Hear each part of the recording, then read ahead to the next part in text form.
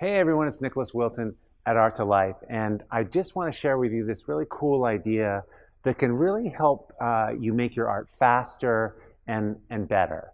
Um, I've got a little PDF download you can get by clicking on the link that kind of summarizes some of the benefits of this and some of the questions that can be helpful to kind of like pin on your wall and remind you. But let me dive into this.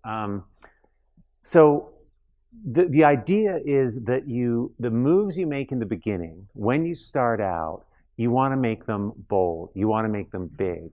And it's kind of hard to do that because when you're starting out, you're cold and you're not, you're a little more tentative. But if you can get in the habit of doing that, you'll find, I can show you why that will help you so much. So for example, starting bold, the visual language of that is value contrast and differences of size and pushing contrasts more really a lot in the beginning allows you to make better decisions. So let me just show you what I'm talking about. So this is not that noticeable of a value, and I can be and sometimes we do this, we're like planning out what we want to do. I'm going to have, this is going to be a tree here, maybe this tree here, and there's a sun there, or it could be an abstract design or whatever, but here's like the water, and because this is a fairly light value, because that contrast is not great,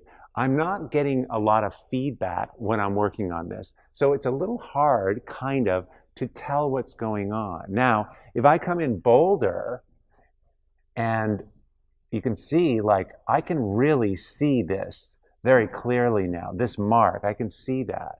And now I can, if I put a mark here next to it, and this is like, let's say that's the house or whatever, right away I can see that like these are the same size, so I can push this bigger and bolder and get this design more exciting to look at. And then maybe I make the sun here and I put the water here. But do you see how I'm getting feedback from this, and I can then make changes to this. But that's really helpful. So starting bold makes a huge difference in the kind of speed at which you can make decisions, and using differences of scale, pushing things to be smaller than, and to make them even larger, keep adjusting things. Maybe this is going to get better if this gets bigger. See, like this gets much bigger in comparison to these things. This design is getting stronger. Maybe this doesn't stay on the same level as that. Maybe this goes up higher,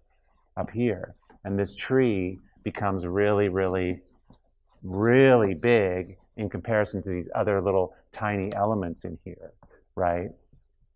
That's how boldness can really help you. Okay, so let me go over the half dozen things that there's actually 9 points of why this can benefit you. And it's kind of crazy when you start realizing what's going on. So we just saw how being bold it's kind of powerful. You can see it from a distance, and that's the first point. It's more noticeable. You can see it. That's the number one thing. Your marks are more noticeable, and it's like someone yelling at you, giving you feedback about your work, instead of, you saw with that slightly lighter value that it was not giving you that feedback. So we need that in the beginning because we're really searching. We have no clues. We're trying to get that information. It's super important. The second point is that when we experience differences in a bigger way, we feel more alive. That change, and that's what's going on. We're changing the work quicker and in a more bigger way. That's what's fun. It's like a roller coaster as opposed to just like walking along the beach. Those are really big changes, and it makes you feel alive. And we want to have that when we're making our work. So that's the other point that's really, really important, that there's this juice that it gives you to do that. And it also, of course, imbues your work with that, which, of course we need to have that. That's what the viewer experiences. So that's really important. Because the work is changing, the third reason it helps you, and this is so important, is that it allows you to stay more objective because you're experiencing this new work that's changing, and you're not getting like lulled to sleep. It's like, boom, it's changing, boom, it's changing, boom, 1, 2, 3, and it's moving. And so you can better make decisions because you're not being lulled to sleep. You're able to be more objective, and that's so, so important. We can see value contrast. We can see things and make better decisions because, it's not all like muted and quiet. There's boldness there that helps us do that. And the fourth point here is that it's fast. This speeds up your process because you're making decisions faster because they're easier decisions to make. And you get in this rhythm and you can just move much, much quicker. It's a faster process of working. You're just more clear. That's what's so cool about it, right? When you paint or mark, make, or create art in this way, because you're being bold and because you're doing something in a big way, if you're being bold and it's kind of boring for you, it's really boring because it's like a giant mistake and you can see it better. And when it's on, it's really, really powerful. So you're pushing out the dial, you're pushing out the extremes so you can really monitor what's working and what's not working. It really yells at you when it's working great, and it's really a sleeper when it's not. And that's pretty helpful to have that, as opposed to just being like kind of okay for a long periods of time, kind of being in that middle zone. The seventh point is that once you have that kind of boldness and the design kind of working and things are kind of working in a big global way, then it becomes real and it's powerful and you're being moved by it. Then filling in with more subtle things is so much easier, in details, and it just piles on.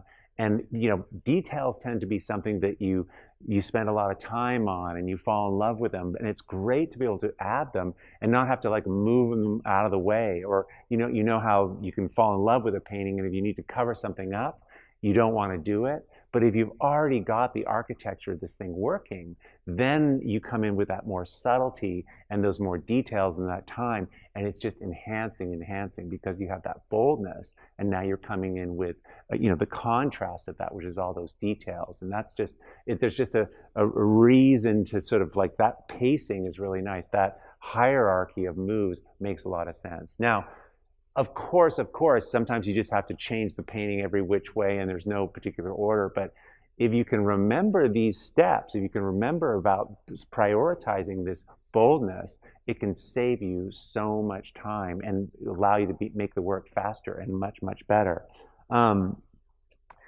Working this way will also let you, when you back up in your studio and you walk across the room and you look at it, when you come in the next day from your door, you will see the picture and it'll be bold from a distance, okay? And that's really, really powerful. You have to get the picture working from a distance, and that has a lot to do with value contrast. And if it's working from a distance, it means it's going to be killer when you get up close to it.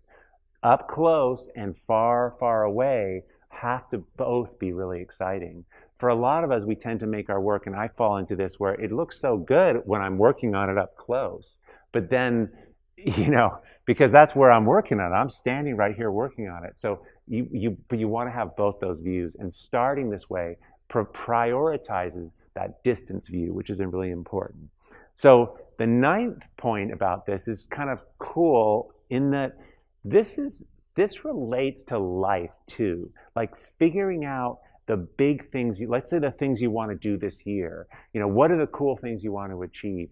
If you understand what the big chunks are, the big rocks that you want to accomplish, the big things you want to put in there, it becomes really more clear about priority and what things you can fill around it. If your dream is to spend 3 months in Greece, well then, it's really good to know that, so you're not, doing a lot of weekend trips when you're supposed to be in Greece. You push those outside of that, and you're going to be gone so long, so maybe you want to work before then. I mean, that's kind of a crazy idea, but you get the point. It's so great that, like, this idea of really understanding what the big things are first allows you to modify everything and adjust everything to it. So Um, Sometimes when you're working on your art, and actually when you're thinking about your life, the things that maybe are quiet, you might want, are smaller, you might want to ask yourself, well, do I want those to be smaller? And if not, maybe those become really bigger. Like, really choose what you're going to make strong and what you're going to make quiet. Really consciously choose in your work, in your art.